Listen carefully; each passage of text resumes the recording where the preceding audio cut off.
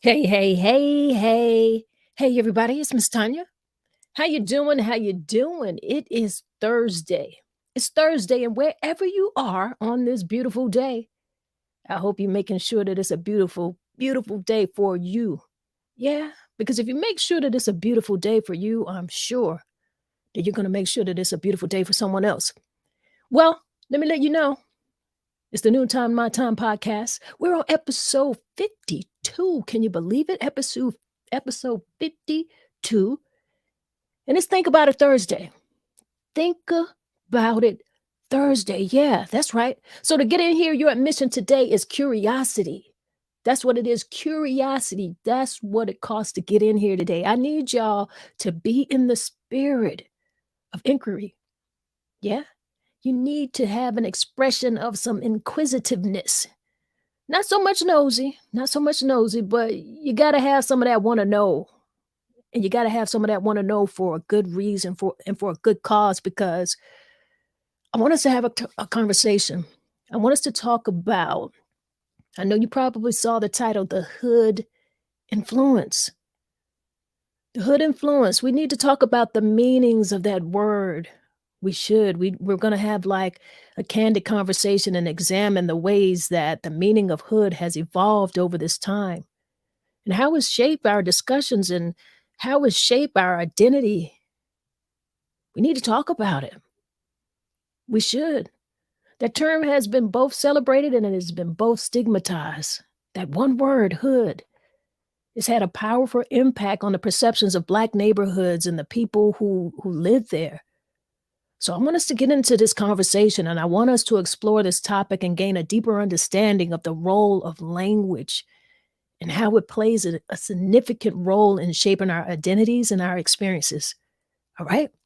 It's the Noontime My Time podcast. I'm MsTonya. So what we're going to do first is what we always do. We're going to get into a little breath work so that we can get into this conversation. Hope you're ready for it. What I want you to do is inhale to the count of 4. And we're going to hold it for a few seconds. And then we're going to exhale. And we'll hold that for a few seconds. And we'll repeat that a few times. Now, you can close your eyes if you're in a place that you can do that. I don't want you to do that if you're driving. Don't do that if you're driving. Don't do that if you're actually sitting at the desk. If you got your head pods on and you're taking a listen, we'll vibrate with us and listen. But if you can close your eyes, close your eyes. You want to take it a step further, put your hands over your heart and feel that you are alive. That's you. Let's get into it. Inhale to the count of 4. Hold that a few seconds. Exhale. Hold that a few seconds. Inhale again. Hold that a few seconds. Exhale. One more time. Let's inhale. Hold it a few seconds. And exhale. Yeah. Doesn't that feel great? Oh, yeah. Oh, yeah. It feels better than great. It feels much, much better than great. It's always good to kind of take a little moment to yourself. Make sure that you are feeling good. I tell you what, guys, I want to give out some birthday greetings right off the top. That's what I want to do. I want to tell a few people happy birthday. And if you have someone that you want to give a birthday greeting to, you got that time right now to go ahead and do that and make sure that you put it in the chat. Let me know. We're going to give out a little bit of birthday love. Give out some birthday love to somebody you know, someone that you care about. And I got some people that I want to wish a happy birthday to. Some people who are right here, might be watching the live. Some people who are our Facebook friends, our friends out in the real world. They might be following you on YouTube. I don't know. We got friends here. We got friends in the real world. But these are the people we're telling happy birthday right now. The people that I'm giving some birthday love to. I want to give a shout out to a couple artists who are really making impacts in this community. Jace the Reacher. Yes, he is a popular, artist, rapper. He does some acting as well. Check him out if you get a chance to follow him. If you don't follow him on the book, he is Jace TR on all of the things.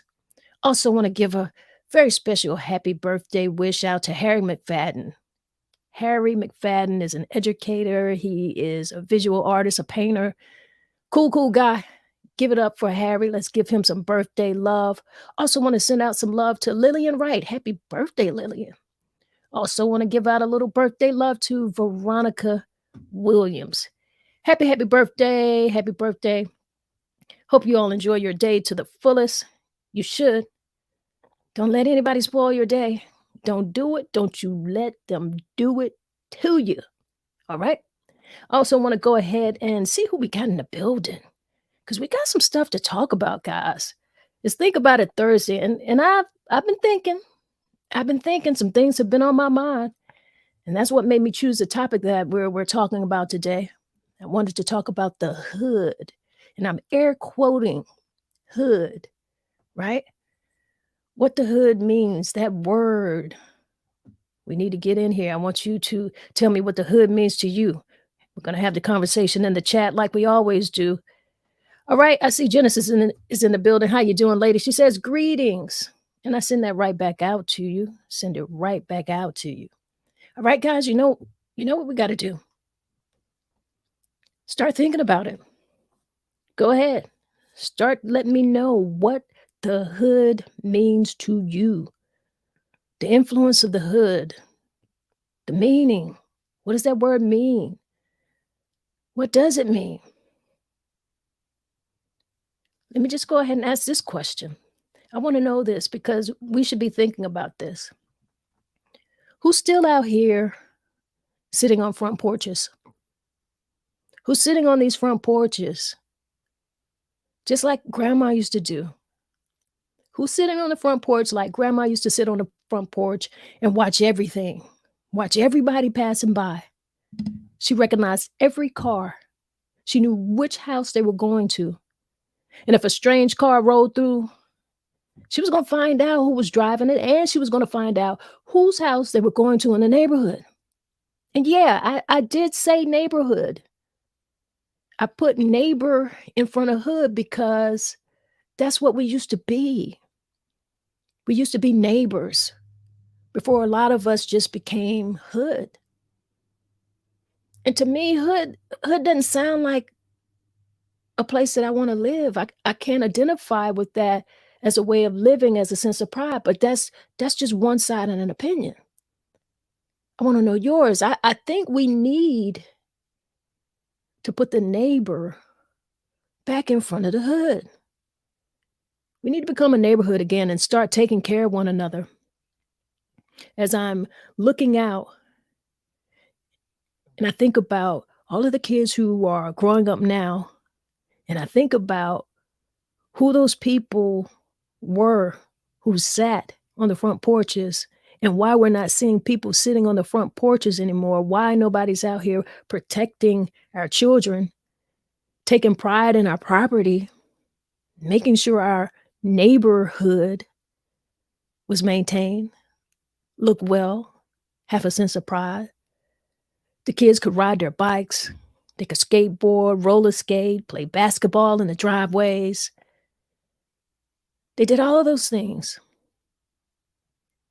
What happened to her? Grandma was, if she wasn't sitting on the front porch, at least she was sitting in front of a window. She was sitting nearby so that she could look out of a window. And that's the kind of neighborhood that I grew up in. I didn't grow up in the hood. And I want to know how our culture can bring that back. I want to know, like, what's worth it to us nowadays? What's worth fighting for? What's worth the risk out here? Are we just here watching everything crumble around us? Watching everything crumble, everything fall apart, and we just giving it all to Jesus. Is that working for us? Was that a constructed plan? Was our fight taken away from us and We were encouraged to give it up.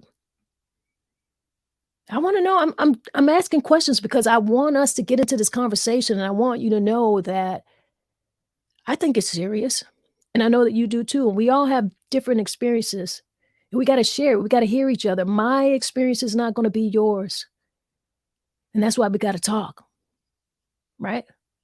I wanna know if we're standing up for ourselves anymore. Are we standing up for us?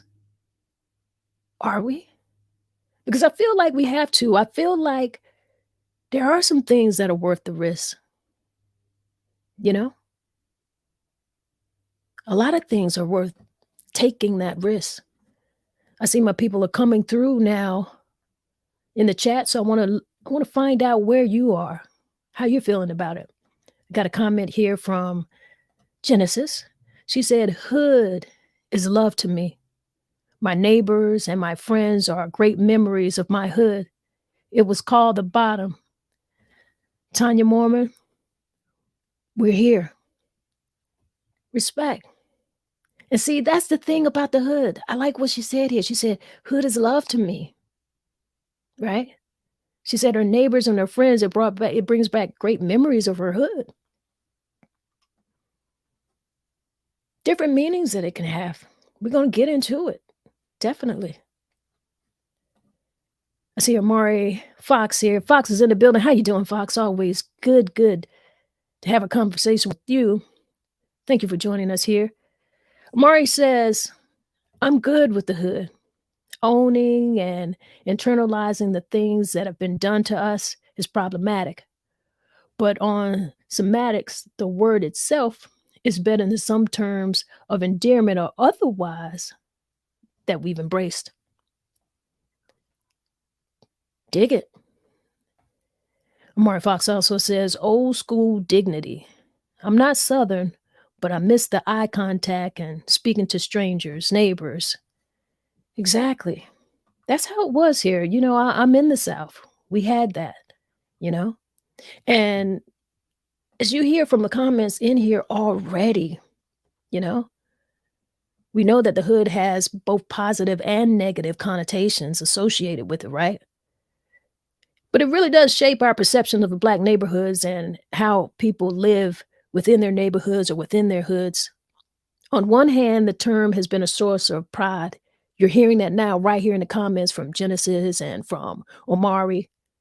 Yeah, a source and a sense of pride and community. People identify, with how they grew up. Many Black folks representing a shared history, a struggle, you know, creative expression. The hood has really grown up through that, and that's where the word really kinda has a meaning in several different ways for a lot of people. For example, like I was about to say here, like, creatively and with creative expression. The hood is associated with hip hop culture, which has been a powerful source of cultural expression for many Black artists. And then on the other hand, for its positive connotations, it does have a little bit of negative connotations as well, because by the same token, the term has also been like, you know, it's perpetuated negative stereotypes, stigmatize our Black communities as centers of crime, poverty, violence, you know? And this has led to a lot of discriminatory policies and practices that really bring a lot of harm to the people in our communities. It has. So it's important for us to recognize both the positive and the negative connotations of the term hood. And we got to figure out the ways that it has been influenced. But more than that, we've got to figure out how we're going to create a new way, how we're going to give it a better and uplifting meaning for everybody. Hood has its own little history, I'm sure. I tried to do a little bit of digging and I tried to do a little bit of research here. And from what I can understand, the term hood, as we know, is a slang. And the term came from a predominantly Black and low income neighborhood that originated in the 60s and the 70s. And basically, what they did, and I mean, we get it, they shortened the version of the word neighborhood. and it became a common term in the community. That's what happened. And so in like the 80s and the 90s, and when hip hop music was really starting to take off, the culture of hip hop took off and it was growing in popularity. So, we got hood, it was used in rap lyrics to describe like the conditions and challenges that the artists were living, and people could relate to it. It was a way to identify with and celebrate the resilience and creativity of those very same communities, right? So we've got to decide what it means for us. I see people still coming on in here. Y'all get on in here, get on in here. We're having a conversation. We're talking about the word hood, what it means. It has positive and negative connotations for our community. It does. And whether you use hood in a good way or you use hood in a bad way, the point of the matter is that we need to be better neighbors. I see Stephanie Singletary in here saying, "Good afternoon. How you doing, Stephanie? Good to have you here in the building and joining the conversation with us." I also see Amina in the building. Peace and blessings. Peace and blessings from Amina. Good to have you here as well. I see Miss Gloria Anderson is in here. And she has a comment. She says, "I love the word neighborhood. I identify myself with neighborhood. I grew up in the 60s." Yes. And we're going to have a lot of people who grew up within a time frame who identify with that older style of living, particularly Southern living, when we had the grandmas on the front porch, that 60s living when houses had front porches. Houses were built with front porches. Houses aren't even built with front porches like they were anymore. So she identifies with neighborhood. And I can identify with that as well. And I mostly want to identify with that because I want to know, if we begin to identify with neighborhood, will it begin to allow us to feel and be more neighborly? Because words are powerful. Words are really, really powerful. I have nothing against the hood. I'm having a conversation. I want us to have a conversation. I want us to have a larger conversation and figure out ways that we can uplift ourselves. It's a lot going on in this world right now. And I know you see it around you. You do. But what are we going to do about it? That's what I want to know. That's why I know that we need to be having conversations. But nobody wants to have conversation with strangers. You want to have conversations with your people you know. And you can say your hood. I get it. But that neighbor add a whole lot to it. It really does. I see we've also got, let me bring a comment up here from Omari. Omari Fox, I'm sorry, these comments are going a little quickly up here for me. So I want to scroll through and make that I stay within the timeline of this conversation. Right? All right, let's go here with a comment from Amina. Let's see what Amina is talking about here. She said, "I love the sense of camaraderie that comes from the hood and the sense of neighborhood. But I do not like the ratchet and ghetto behaviors being practiced to a point that it is praised and even become mainstream despite detrimental ideas and behaviors. Loyalty to the hood has led to an increase in violence within our community because people ain't snitching. So they're basically protecting killers and perpetrating the bad things that occur in a community." Y'all hear that? And that's the truth. We can break that down here. I love the way you framed it. She loves her hood. She loves that sense of community. And it's not the hood that we're not loving. It's what we are allowing to happen in our very communities. That's why I feel like I want us to put neighbor back in front of it. You know? Some of the hood and ratchet behaviors that happen. Those are some of the things that we need to be doing some things about. And some of you very people that are in the chat, I know that you work very hard and very tirelessly to make sure that you make a difference in the hood, make a difference in your communities. because it means more than just the hood. You're trying to have people behave neighborly. I also have a comment here from Amari. Good art that speaks to this is Boys in the Hood.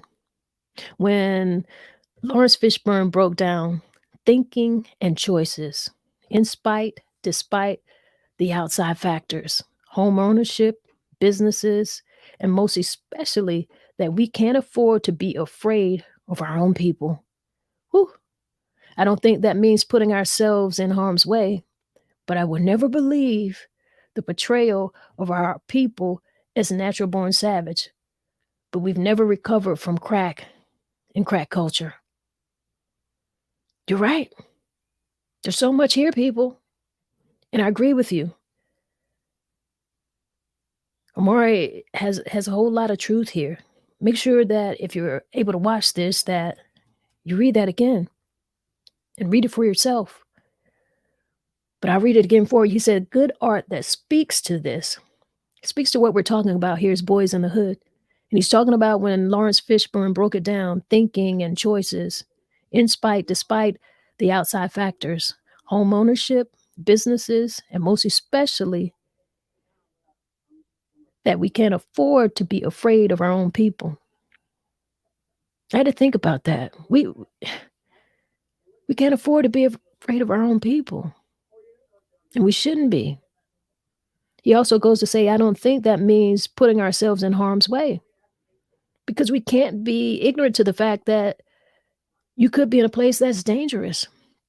You've got to watch yourself, got to protect yourself, got to pay attention to the moves that you're making. But he continues to say, but I will never believe the portrayal of our people as natural born savages. But we've never recovered from crack and the crack culture. That's what's happened. That's what's happened. And it's glorified in our music. The culture is just glorified in our music. And Amina talked about it a bit when she discussed that these hood things that people take as a hood pride is just not snitching, and there's things going on that need to be talked about.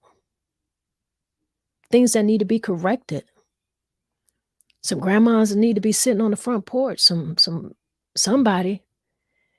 And I don't mean in the sense that, it actually has to be a grandmother. I mean, somebody needs to take the role. Somebody needs to take that back. How can we do that effectively? Because it's very hard to watch things crumble around us, things being taken from us. We're not having conversations. We're not talking to each other anymore. That's what this is about. This is why we need to be having conversations. I see LaQuantia in the building. How you doing, Q? She said, that's one thing I don't like about my house. The next house has a front porch. She said the next house will have a front porch. I guess her next house. And that's what I'm talking about. I was talking about, like in the old days, they build houses with front porches. You wouldn't even imagine or buy a house without a front porch. That was like one of the biggest things. That was a big deal. You wanted to have that front porch. And they're not even building houses with front porches anymore. You have to think about that. Like, why are they not building houses with front porches? We're supposed to be out there. Hey to your neighbor. Watch your kids play. I agree with the Q. That's not a thing to like. If your house don't have a front porch, that's not cool. Definitely, I'll hope you and I want you to get that front porch on your next house. I see we got a comment here from Craig Boatwright. How you doing, man? Always good to have you in these conversations. Craig says, growing up in the 80s, I lived in a neighborhood called Woodmount. We took pride in being from Woodmount. Yeah, man, I hear you. Everybody repped their neighborhood.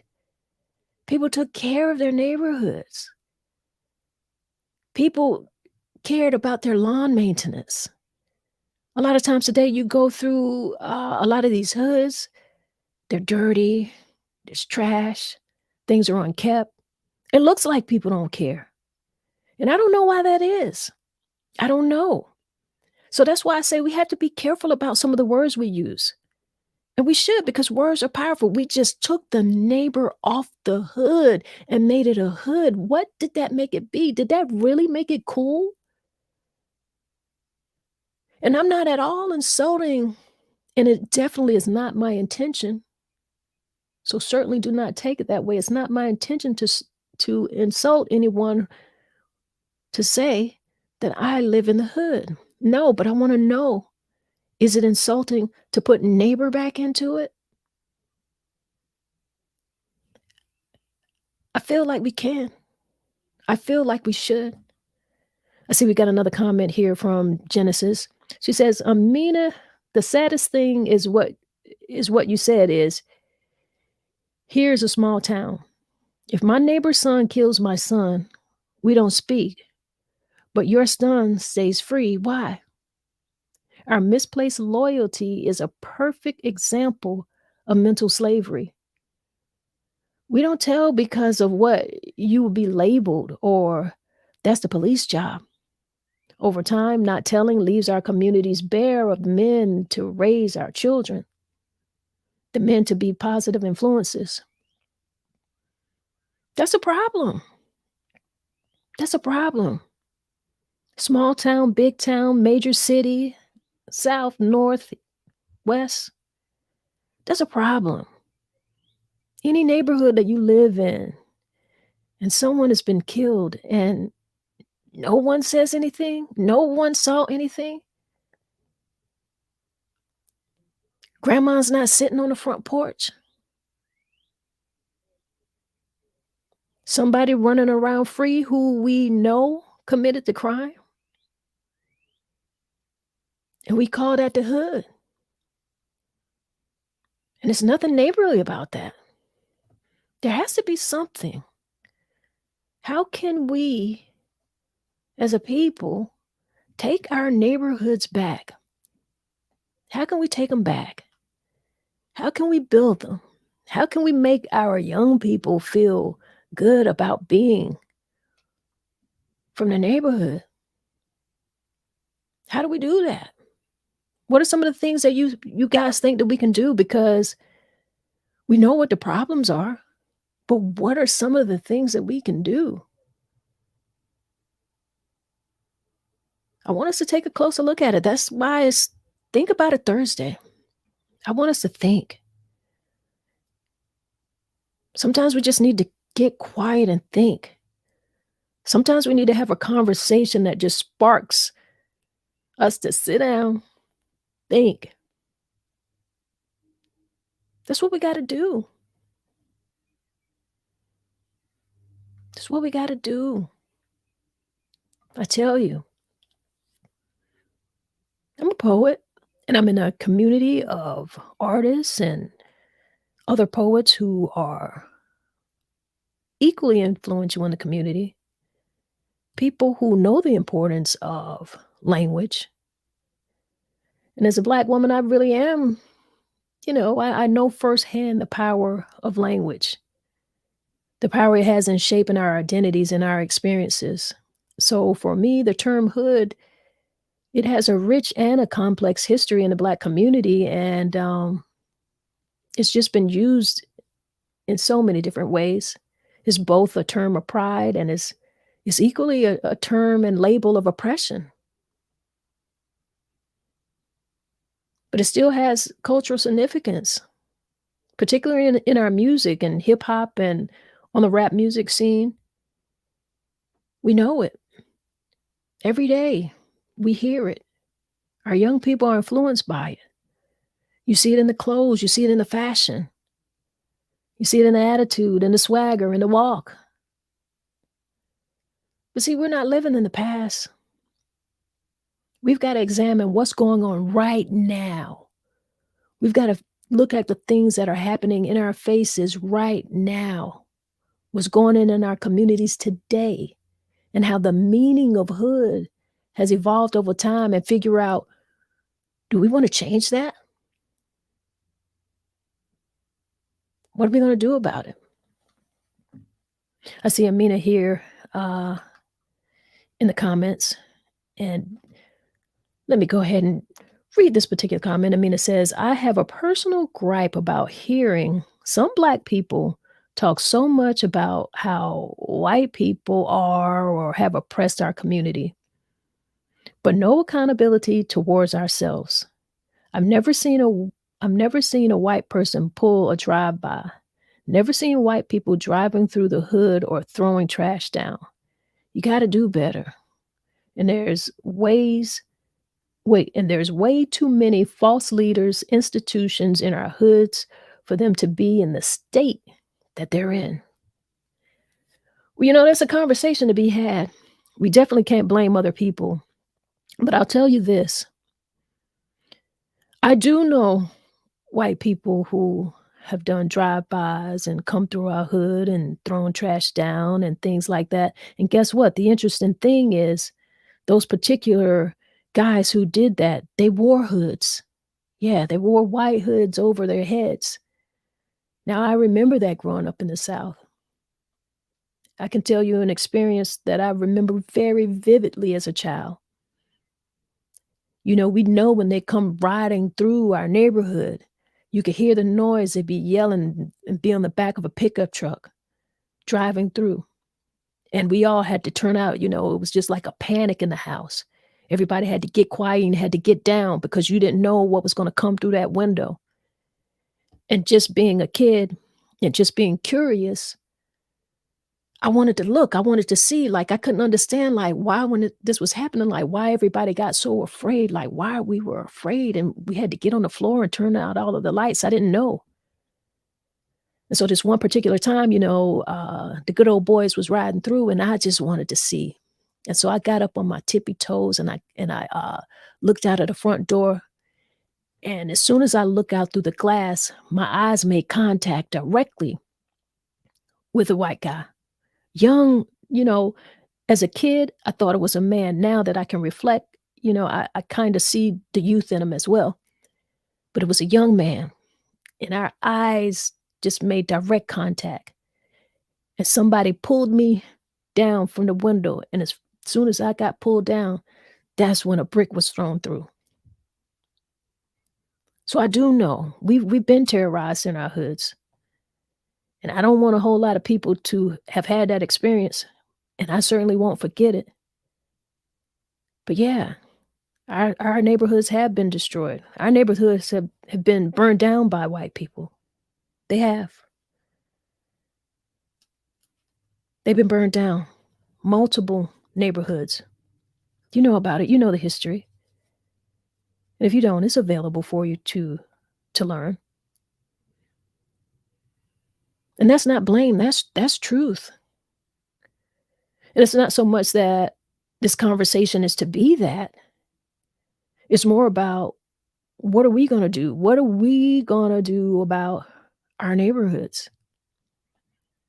I see Amari Fox here. He has a comment. He said, what are other vibrations we can use outside of the usual suspects to stop the violence?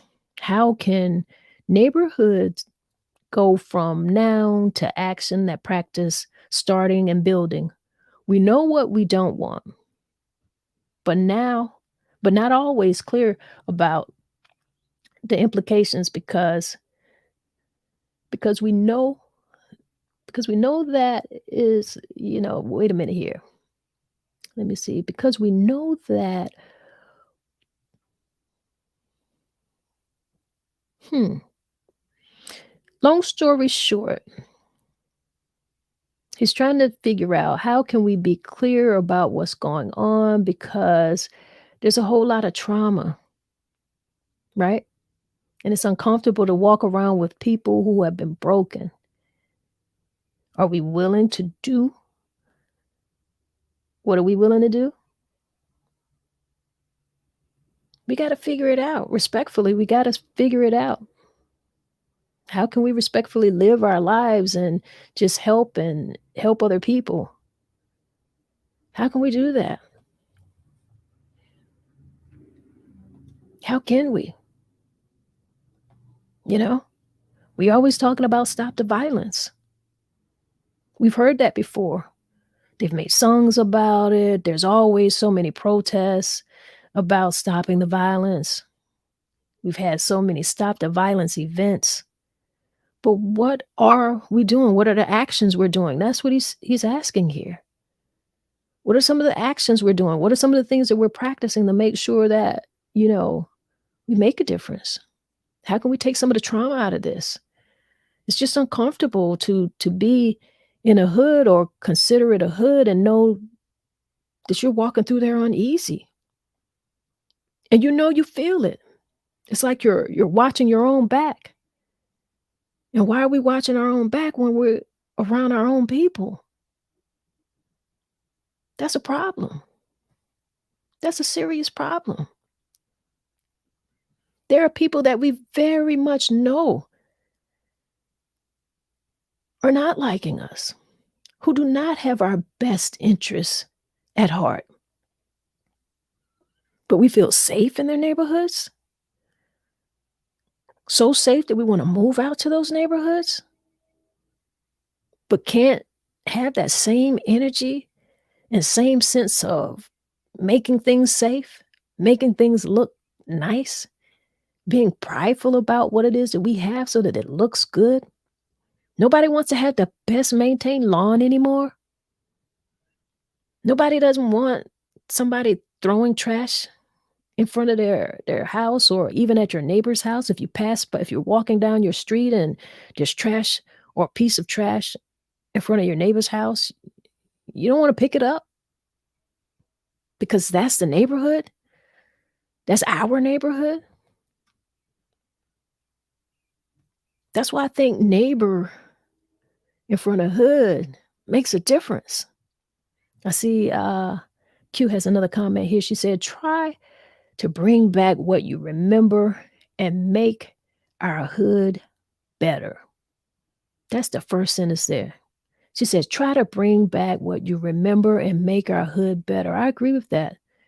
She says, "I've tried to do that. My grandma's house was at the end of a dead-end street. Everybody came to play baseball in the street or football in her side yard. Kids in my neighborhood now know that they can play baseball in my goal, basketball in my goal. If the goal is not up, they ring the doorbell and ask if they can put it up." See, that to me sounds like neighbor in the hood. Ain't nothing wrong with the hood, but where the neighbors at in the hood? Maybe that's the question I should be asking. Where are the neighbors in the hood? Because I think that's so fly. If she doesn't have the basketball goal out, a kid come ring the doorbell and ask if they can put it out. They feel comfortable doing that, right? That's what it is. I see Keep the Faith Victoria's in the building. She says, "I'm all late." Well, you're never too late. You're here. We're still here. We're talking about the influence of the word hood, the influence of hood. We're trying to figure out if we need to put neighbor back in front of the hood. Because we can live better. I know we want to. Absolutely. Omar says, "My bad. We must be clear about what we want to build." Oh, yeah, definitely. Got to be clear about it. And then he also goes to say, and then we have to implement it. Absolutely.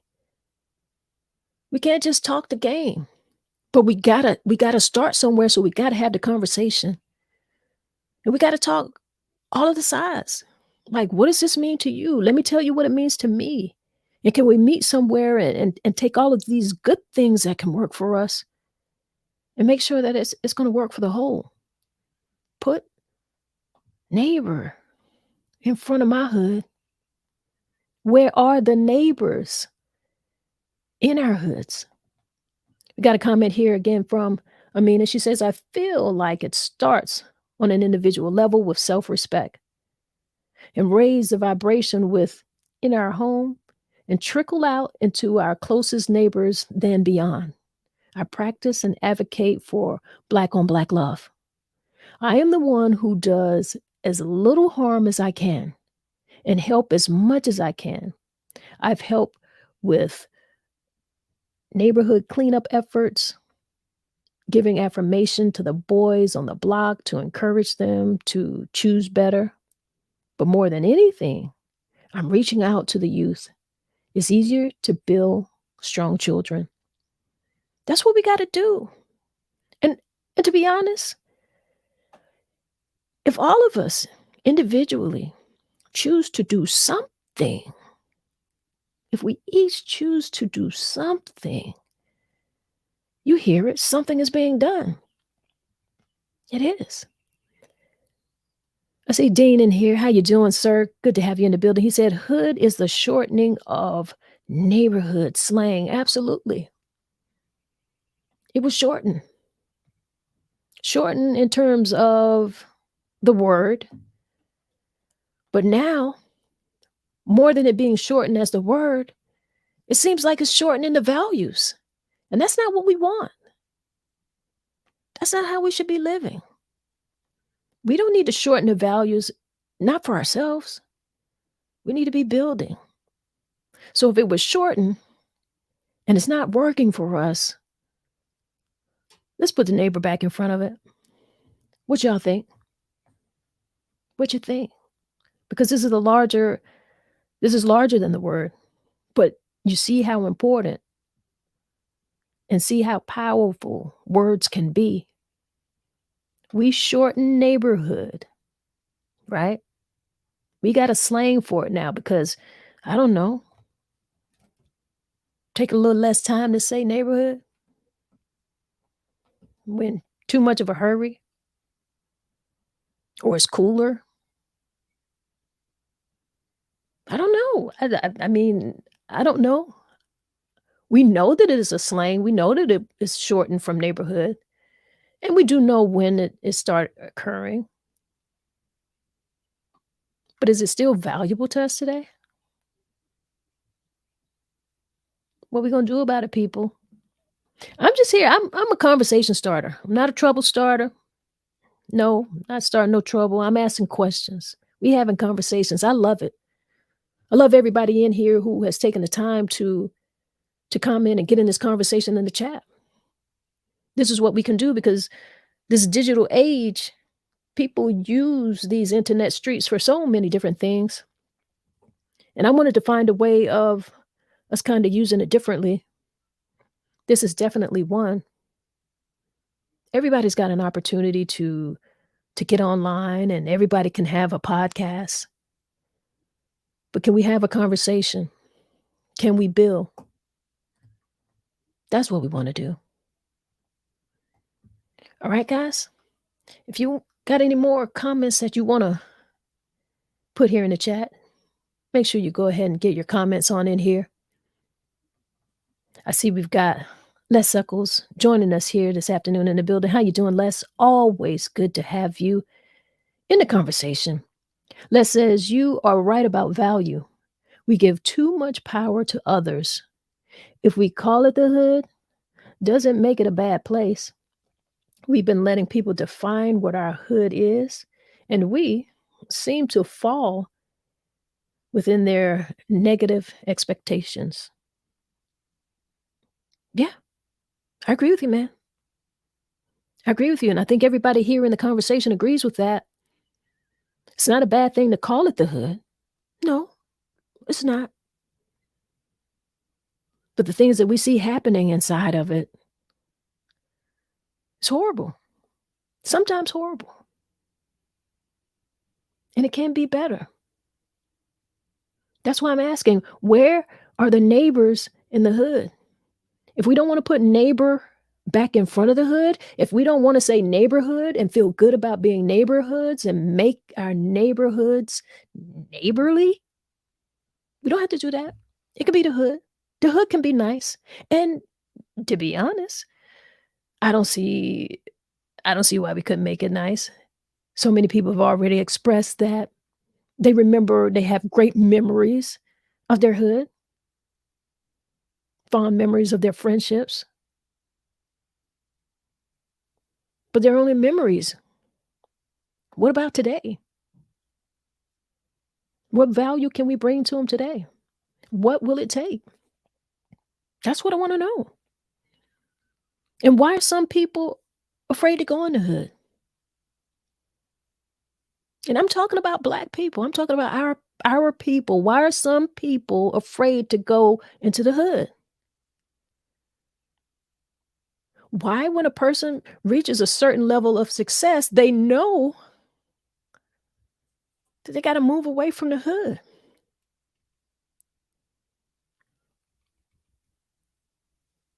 Why do we watch the hood take out some of their brightest stars? We've seen it happen. We see it happening. It's a conversation. It's a conversation. And I want you guys to take this conversation out of here. This is just a conversation starter. This is for you to leave this particular podcast and take this into a conversation of your everyday life. Figure out what it is that you can do with some of the same people that you may know in this chat, what you feel that you can do and build in on your own, something that can be productive. I see a lot of community leaders in here. Lots of you. In fact, really, all of you here. From Les Eccles to Dean Slade to Amina, Amari Fox, Keep the Faith with Tori, Q is in here. All of you, Genesis, Craig Boatwright, all of you have values. But what is it that we can do beyond having our own individual values? Like, how do you reach someone who doesn't feel neighborly about their hood? That's what we got to figure out, guys. That's what we got to figure out. And this is a conversation that can go beyond this conversation. Like I said, take it out of here. And we can even revisit this here again if we choose to. But I know that we can be better people. I almost, even when I say that, I almost don't like saying it because, like, it almost sounds like a fairy tale. It almost sounds like a fairy tale. Like, we've got to start doing some things different, and we got to start thinking about ourselves. We got to stand up for ourselves because we're worth it. We're worth it. Yeah? Think about it. Just think about it Thursday. Think about it Thursday. We want to put neighbor back into our hood, right? Oh, yeah. All right, y'all. I started the conversation. I hope that you take something from it. I hope that you were able to. I see a couple more comments. We'll get through these. I see Q says, I think people are afraid because they know bad things happen and at any hour, and they don't want something to happen to them when they are just passing through or passing by. She's making a comment in respect to me asking why we as Black people, a lot of us, afraid to go in the hood. And that's just a hard truth. She says, I think people are afraid because they know bad things happen, but it's not about you. You know people are afraid because bad things are happening. We know that. And at any hour. And no, you don't want anything to happen to you because you happen to be driving through that part of town. But you know not to drive down that particular block. You know not to drive in that hood. You better take the long way. Take the long way. I see Amari Fox has a comment. He said, do you remember that some generations don't have a memory of something different? So restoring or taking the community back might mean reinvention. You're onto something here. It's hard to imagine affirmative things when the messaging and hood culture puts you in a survival mode, not a prosperity or invention imagine mode. This is true, man. This is true. I like what you're saying here. It's like, what he's saying is There's people who don't even have a memory of anything different. All they know is hood. It's always been like that for them, you know? So really, it is gonna be about, like, this restoration that some of us are talking about because we remember a different day. For a lot of people, it's gonna be about reinvention. And I'm very happy that you brought this point here, Amari, because that's kind of what I'm saying, just a little bit here with my play on the word.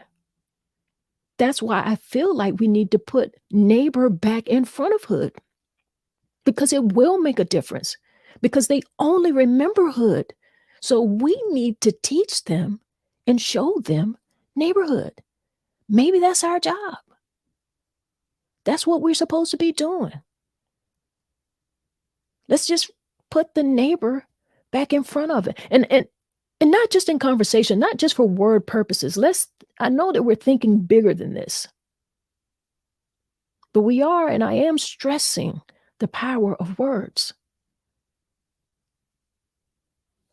So we gotta be neighborly, not just and it's gonna be hard to speak neighborhood language and not be neighborly.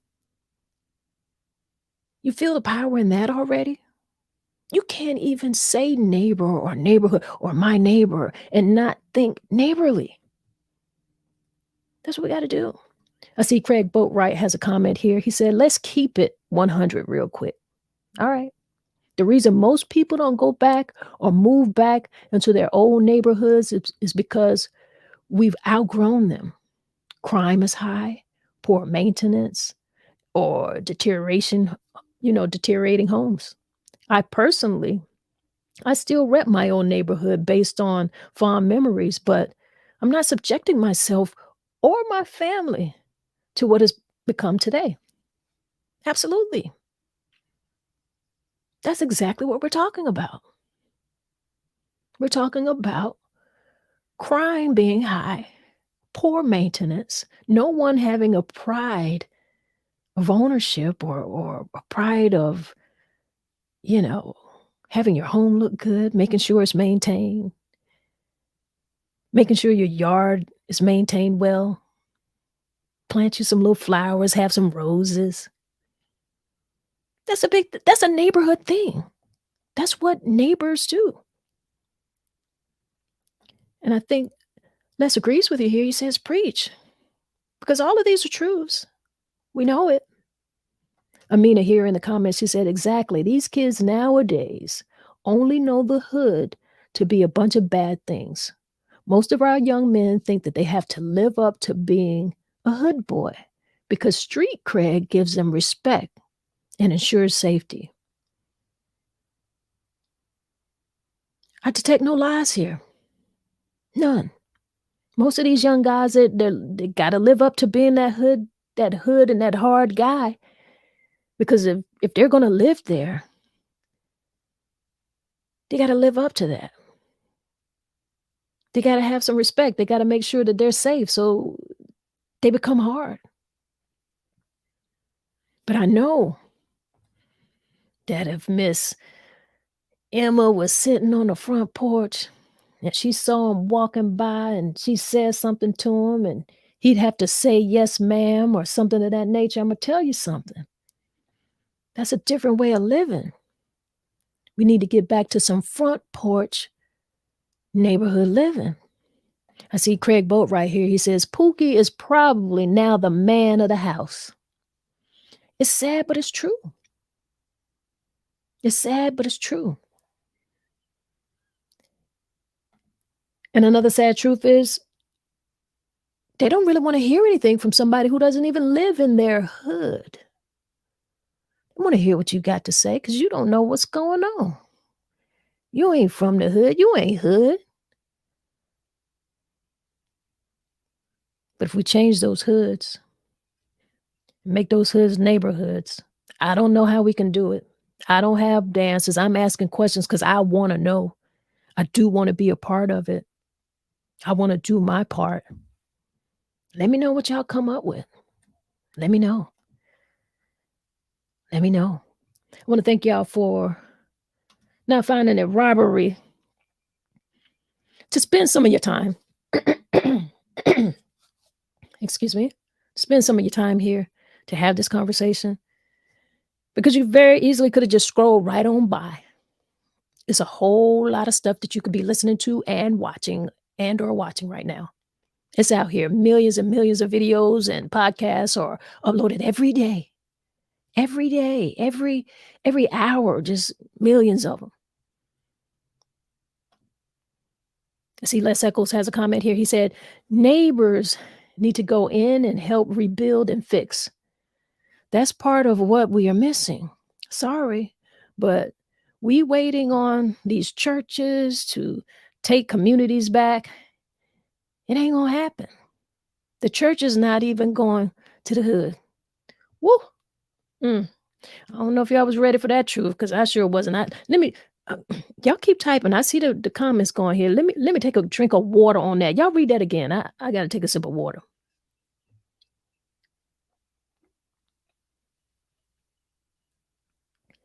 Woo! Unless you hit me with that. He said neighbors need to go in and help rebuild and fix. See, I messed that up. Let me read it again. Neighbors. Y'all heard what he said? He didn't even say people. He ain't said people. He ain't said the people in the hood. He could have written this like this. He could have said the people in the hood need to go in and help rebuild and fix. You know what he said? He said neighbors need to go in and help rebuild and fix. See that word neighbors? I'm not trying to be funny, y'all. I keep saying neighbors a whole lot. If I had a neighbor count right now, I don't know how many times I've said it, but neighbors need to go in and help rebuild and fix. See, you gotta be a neighbor to be neighborly. You're not thinking hood when you consider yourself a neighbor. And if you've only known hood, I like somebody in the comments who said we gotta go and teach them something different, show them something different. We gotta reinvent what the hood means. And we don't have to reinvent what the hood means. We just need to put neighbor back in front of it and show them what a hood means. That's what it is. That's what I think. That's what I think, people. I'm out here thinking it's Think About It Thursday. Noontime My Time podcast. I'm here weekdays at 12 p.m. Eastern Standard Time. Here to have conversations. Because it's important for us to have these conversations. But you better do something with these conversations. Don't have me on here talking for no reason. There's a whole lot of other things I could be doing, and I will do them if I feel like it's not making a difference. I will. I see Amina here. She says, a conversation about gentrification yesterday made me think about this very point. Yeah. Yeah. Because you know it can be done. You see it being done. There's a community of people who will come and tear down a hood and make it a neighborhood. You know it. You see it. But you call that gentrification. When all you got to do is come and put that neighbor in front of your hood and make it a neighborhood, and you don't have to worry about anybody gentrifying it because they're not going to take your neighborhood because you got a pride for it. Not going to let that happen. You're not. I see Amari Fox has a comment here. He said, renters, affordable housing, Section 8 makes it hard to feel a sense of ownership. It does. I don't agree with it. Hip hop taught us how to own the arts and cultures of the hood. Yet, to that end, we've surrendered hip hop to big business. Dignity and seeing people are the only ways I can get through hood conversations I work in. Yes, that means speaking with street cats. It's not fun. It's not easy, but it's not impossible. And he's right here. There's a whole lot in here that we could dissect. You know, being a renter and the whole idea of affordable housing with Section 8, it makes it hard for people to feel a sense of ownership. But I'll say this. And I mean this. Whether you own the home or not, and ownership does make a difference. It does give you when you've got skin in the game, you take care of things differently. But just wanting to feel good and be in a good space, being able to walk outside your front door and it looks good, it looks neat. I don't know that I have to own it to wanna feel good. I don't. And I've known people who live in the hood and, there's always those that are that house that looks like it stands out because it's different. The lawn is maintained. They've got, shrubbery, flowers, the painting, the house is painted and well kept, and it's still in the hood. Everybody knows that particular neighbor by name. They're Mr. Whoever or Miss Whoever, and they still live in the hood. So it can be done. I don't know why that's not infectious, I don't. But I don't know that I have to own it to wanna live in something nice.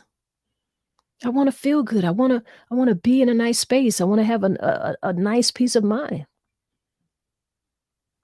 I see Amina here, she says, "Right, that left the churches that's left in the hood only be there long enough to sing a few songs and run the collection plate around." That's the sad truth, because there's certainly a lot of churches in the hood. Churches and liquor stores. Oh, yeah, they're there. And a few hair care type of businesses. All of those are in the hood. I see Amara here. He says, "I don't agree with not feeling a sense of ownership outside of crime culture, but I understand it. Start with Operation Neighbor in the Hood." I like that. See, we got some great thinkers in here. That's kind of fly, brother. I dig it. I dig it. He said, Operation Neighbor in the Hood. Yeah, we need the neighbors back in the hood. You understand me? That's what it is. Everybody, let's keep it 100 again. Is the church really equipped to help our neighborhoods? All right. He's asking a question. I want to say, if they can collect the money, I feel like they can have a plan to help. I feel like they can. I feel like if they feel like they are leaders of faith, why can't they be leaders of neighbors? That's just my opinion. Y'all put your opinion in here. Craig wants us to keep it 100. Craig said, "Everybody, let's keep it 100 again. Is the church really equipped to help our neighborhoods? What y'all think? What y'all think?" Amari Fox, and he says, "Own the arts culture." Okay. Gotcha. I was misreading something here. Sometimes, we get in here and we get in the chat and we're typing. We can have some typing errors, or I can have some reading errors because your girl ain't perfect. I'm trying to keep up with these comments and read them, and I'm trying to read ahead to see what I want to read next, but it's all good. We're right here. We can get it right. I see Les Eccles has a comment. He said, "I will never forget a lady who said she raised all of her kids in the projects. The point was never to stay in the projects. My siblings and I living proof of that, and I don't always share that. But at the same time, everyone doesn't see that hope for better. As Amari said, you can only do better if you know better." Dig it. Absolutely. And that's what I think as well, man. I feel like, yeah, they're there, and you should aspire to grow and do something different. But you don't have to aspire to grow out of that particular hood if it's well kept, if it's maintained. You just acquire to be better and do better. Yeah, move into a house if that's what you want. But I don't think you should be forced out or forced to a bad way of living because you happen to be in a circumstance at a particular point where it's necessary. It's crazy. It's really, really crazy. But we do know that the system was designed for this. Let's keep in mind it was designed for this. You know? They didn't want you to have your own. So, hey, they built something where you can be put in a particular space in a particular part of town, and here's where you are. And when they're ready to take that piece back, they come and take that piece back, bring some neighbor into that hood, make it a neighborhood, and then you can't even live there no more. You don't even recognize it anymore. People out walking dogs and walking and jogging through there, and it used to be the hood. So think about that. Think about that. I see Amina here. She says, they don't own these new apartments. They're breaking their necks to get out of the hood, to get into either. Come on now. She done said something here. She said they don't own these new apartments that they're breaking their necks to get into when they're like escaping the hood. Pride is the thing that's needed, because you can take a person out of a negative hood, but that person got to take the negative hood out of themselves. Woo, child. You done said a whole mouthful here. I agree.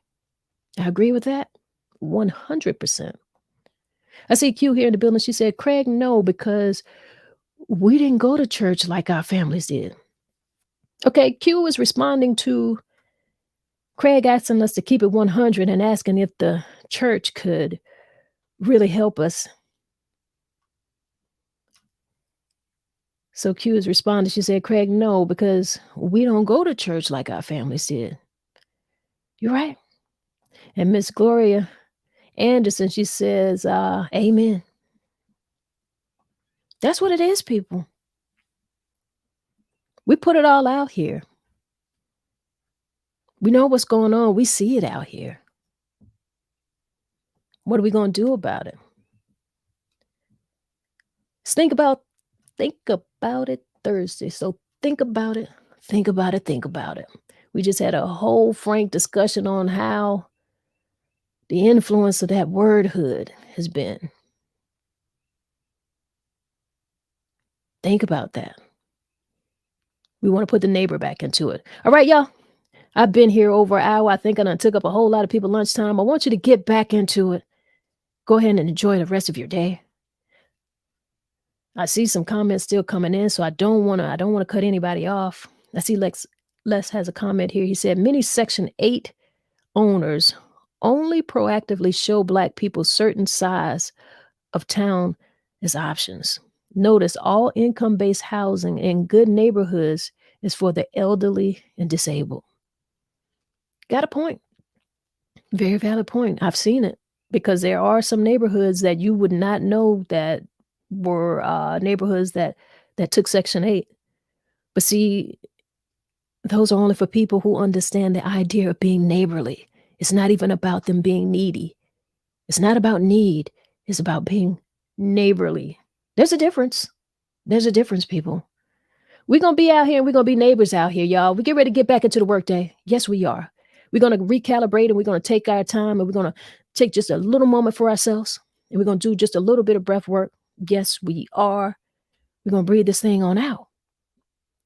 That's what we got to do. Make sure you guys find me on YouTube.